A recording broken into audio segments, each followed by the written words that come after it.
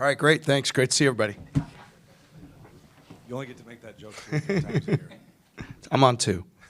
What offensively in the second half, you guys shoot over 60%. What was clicking? Yeah, the ball movement. We're setting early ball screens, keeping it on the move, trying to space them out. Sometimes playing the over the top the shoon, sometimes driving it. Felt like as much as any game this year, even with the movement, it was our guys being so connected and just making plays for one another, because it's like we get the kick to Gabe for the 3, or Jaren's coming off screening action and Caleb gets the big. It was just like guys were looking for each other and trying to make plays for each other. So as much as there's a scheme and a tactical part of it, there's also like a human being part of it. And I just felt like, man, I was so proud of our guys, how they shared the ball and took the advantage or the opportunity that was there. You miss 9 shots, you get 5 of them back and score 11 second half or second chance points in the second half. What does that tell you what you guys are able to do? Yeah, especially because we're 4 guards, the majority. And what I'd say is Shoon's tip-in was enormous. And Taman, he has 4 offensive rebounds at the point guard position. And I feel like every one of those turned into something, whatever it was. And so those are huge. Those are effort, energy, hustle, want-to plays. Certainly something we talk about and work on, but still hard to do in a highly competitive game like that and find a way. And, really pleased with our guys for doing so. What were Caleb's contributions tonight? Well, the thing with Caleb, I'd say more than anything is, he's such a competitor. And when he's on the court, our guys know how much he wants to win and his confidence even in the big moment. And so defensively, is he at his best? Probably not. Offensively, is he exactly at his best tonight? Probably not. But, man, he hits a huge 3. He knocks down key free throws late. And when he's on the court, our guys – the trust and the confidence they have with him out there.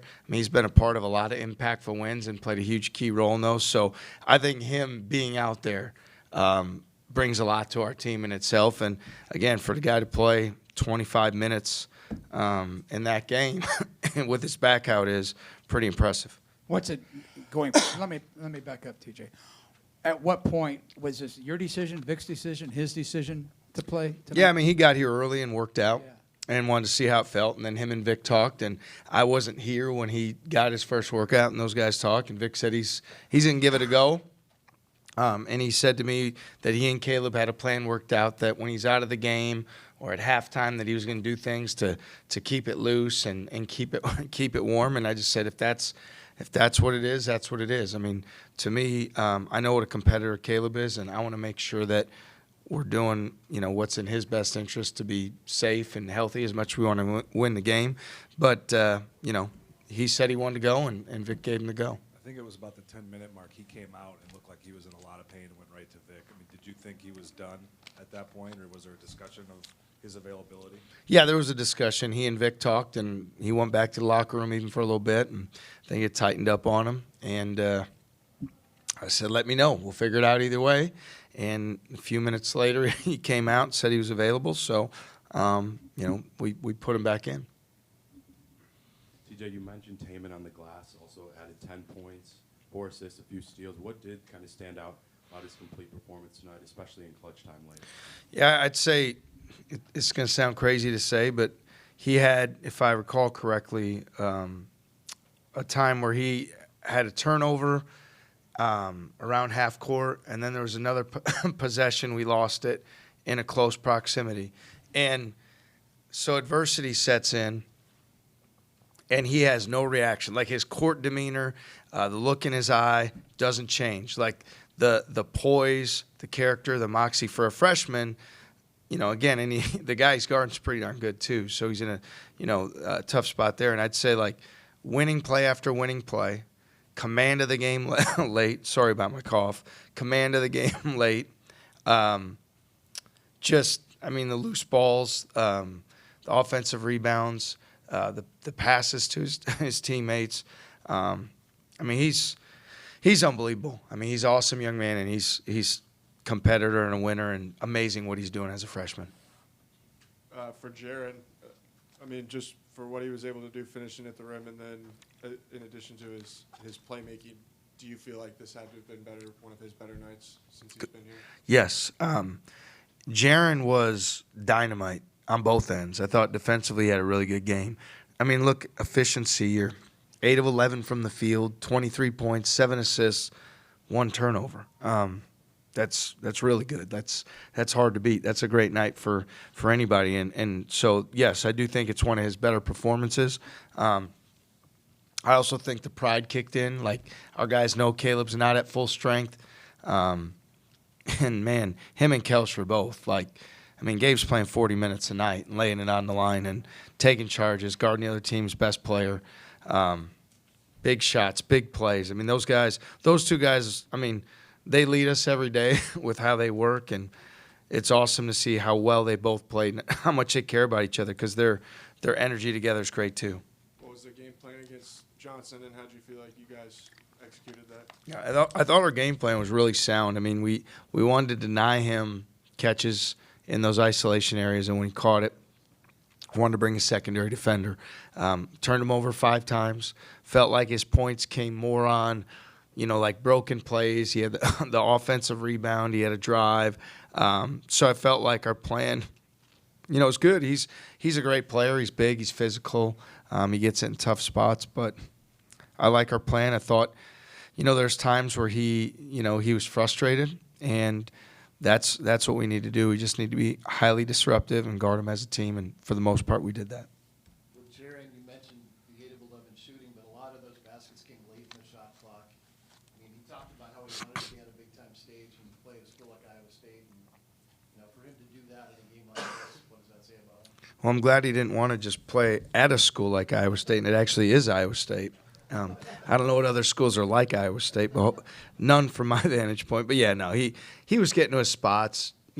He scores a ball in tough areas, floaters, mid-range. He kind of bully his way to the rim. And so, man, he was so good, so efficient, and so dialed in, and he's really coming on for us. I mean, last week at home was a huge game, but this one's even better. So, guy works like crazy. He loves being here. His energy and enthusiasm. He's a competitor, but he's always got that smile on his face. He just loves being here and working, so really proud of him. Late in the game, I assume he had some success with shots at the rim, and then obviously went to the line and made a few free throws. Did you guys want to attack the paint with the bigs, considering K-State's lack of physicality on the inside, I guess? Yeah, absolutely. I mean, whether they switched a guard on him, whether it was Shun or Rob, or whether it was an opportunity to just, post whoever they had, whether it was Masood or on their front line, we definitely had that commitment to the paint. Shun also gets 11 foul shots, which speaks to our ability to go into him as well. And I think at times when they're focused on keeping it out of his hands, it gives our guards, opens up the floor a little bit, allows us to drive it. And I thought it was the right balance that way. But, no, Shun was great. I thought Rob came in right away, gave us an instant impact. And, it's good to help balance our offense that way. Jeff Van Gundy was in attendance tonight. What's your relationship with him? Yeah, Coach and I met a number of years ago when I first came here as an assistant, and he's been a mentor of mine and somebody that I hold in a very high regard. He makes a lot of investment in our program, watching our team, our practices, coming out before the season, coming to games during the season. He means a lot to me. He's a really unbelievable person, heck of a coach, knows the game inside and out, and we're really fortunate he's made that investment on his own in our program and taken an interest in us, because he's been really helpful. TJ, I know not everything's necessarily been perfect. You talked yesterday about how tough this league is. We all know that. But when you consider a night like tonight, like last Tuesday, other home games you've had here this season, what's the level of belief for these guys right now? Yeah, I mean, every game's going to be, we've been in a lot of close games already. Tonight was another one, certainly the 2 we lost. And, they're all going to be dogfights. They're all going to be highly competitive. And you've got to be at your best every night. And like you said, the belief to me, they earn that. Our guys earn that every day, how they work and how they work together. So it's winning the games validates that, certainly. But their belief and their confidence, I've really been impressed with their preparation leading into this game as well as last week, both coming off a loss. I think a lot of times, for young people, when it doesn't go their way, they feel like they need to come in and be demonstrative with maybe not great body language, maybe someone didn't play as much, maybe somebody didn't play well, and they come in with an energy and enthusiasm to learn and get to what's next. And I mentioned Kalscheur and Holmes in their leadership, and those guys are in the gym so early every day, and they do it on those days. And so I'd say overall the belief is high. It's really high, but yet, our belief is high. They made big shot after big shot late there. I mean, they shot the heck out of it, and you got to have that belief, and you've got to have the resolve, and then you just really got to stay together and find a way, and just fortunate we did that tonight. Coach, from your vantage point, what is the biggest change you've seen from Kansas State last season to now? I'd say their team, their belief has changed, certainly. The pace they play at in transition, you've really got to be mindful of Noel and those guys getting going in transition. Keontae's a really, matchup problem. So I think for them right now, obviously they're at this point in the season and they only have 3 losses. So they've got a lot of confidence. And, I think they know what their identity is. And they're doing, obviously their coaches are doing a great job. So, I personally, I think highly of Bruce Weber too, and think he did an unbelievable job. So comparing the two, I don't know exactly how to do that as much as say, give credit to Kansas State where they're at right now and Coach Tang what he's done because he's done a really good job. What's it take for Taman and Shun to execute that lob, that degree of difficulty in that spot? Yeah, those are really hard plays. The one thing where I think where Taman's really good is when teams are off of him more. He doesn't get in his own head. He just makes the play that's there. So if you're not pressuring the basketball, even though those are hard passes and hard plays to execute, certainly the lob and things like that, when you're not pressuring the ball and you're off of him, it gives him more of a window to be able to throw that pass. So, he's so stubborn and tough and not saying, hey, you're not going to guard me a certain way, so I'm going to do this. He's going to take what he wants. And those are hard plays to make, especially down the stretch. But he was one in the huddle saying, we're going in the paint, we're going in the paint, we're going in the paint. And, Shun draws 8 fouls, and that's down the stretch in games. That's a good way to be successful is going to the paint and try to score at the rim and the foul line. Thanks, everyone. Thanks. Thank you. Never-ending cough. What's that? Sorry. Yeah. Oh, wait. Yeah,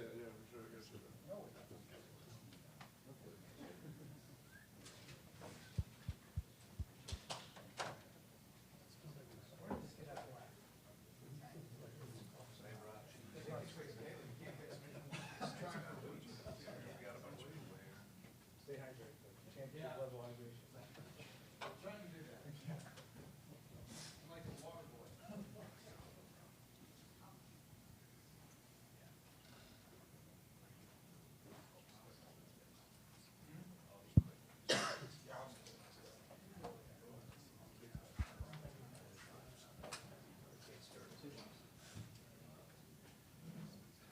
I guess. LeBron's got 43.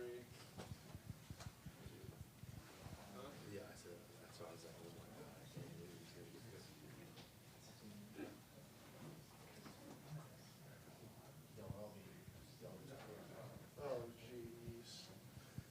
Did you see that phone?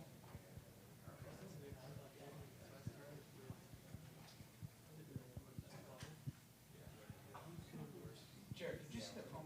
Yeah. I couldn't even find him on the video. Well, I don't know how serious they were being when they said that, but I could see the scuffle at the end, but I never saw it.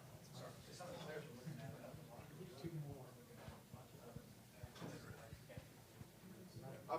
If Steve was that fired up,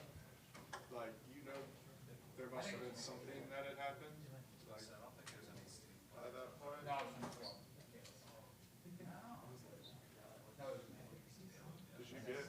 Did you get a statement from Caleb on his former coach? His antics chasing the officials? You have to lay it out for bad.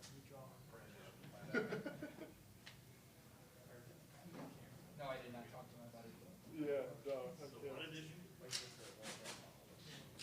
You can say you did. I did. Somebody, I remember telling you how to use it. I get the stupid print ones. I still pay for them. Thank you. Sometimes you need to read about 3 days ago.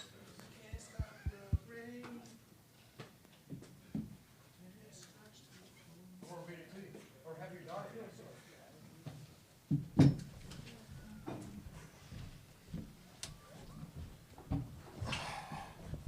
Go ahead with questions for Jaren and Gabe.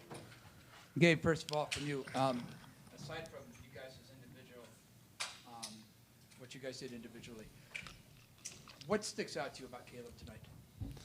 I thought Caleb, dealing with a problem with his back, he brought a lot to the table. Just his presence out there, doing a lot of the dirty work, getting in the rebounds. And we knew coming in the game he wasn't going to be 100%, but we just knew that he was going to give it, and he did. He made some big, huge free throws at the end. We put us up a couple points, but just not even that, but just like him being out there, definitely gave him a presence. And they got to respect him out there, because knowing he's a weapon out there, and he knocked one down too, which gave us a boost as well. Anything to add to that, John? I think it just shows his overall toughness and will to win, and the type of person he is overall. Who would have thought he would have played tonight? I've had that similar injury, and it's not easy to come back from. It's your back, so you see how invested he is as a whole. He was going in and out. I don't know if you guys saw the locker room. He was running in. He was trying to stay warm, doing all that he can so that we could be successful as a whole. It's just a true testament to how he was raised and the type of young man he is, and how much he wants to win, just like all of us do. For both you guys, just when you consider the atmosphere tonight and last week, Baylor and all these home games that you guys have really shown up, just when you're in this building in front of these fans, just what's the level of belief in those types of games? It's like a belief of no other. When you're in there, and it's just rocking before the game, during the game, at the end of the game. It's very electric. It's still magic for a reason. There's so much magic that comes out of it, and I know I feel it. I know Jaren feels it. We all feel it. And at the end, when we won, and everyone's doing the juicy wiggle, and you have that little dance to you, a little shimmy to you. It's just it's unbeatable, and that's what you live for as a college basketball player playing at home, especially here at Hilton. Jaren, that's 2 games in a row at home where you played really well. You fully embraced that home atmosphere. I think overall, it's just me being grateful to be here. Not everybody gets to wake up and do what I do, which is play basketball for a great university, for great fans, and make my family proud. It's truly a blessing, and I treasure every moment that I have in this great arena, and every opportunity that I have to witness Hilton Magic. It's truly magical. There's nothing like it. And overall, I just think that I'm just trying to put our team in the best position to win. Whatever that may be that specific night, whatever position that may be for me to play, I'm willing to do that for this team and for my brothers. And I just ultimately just want to win, and that's just a testament to who I am and how I was raised. I'm a winner.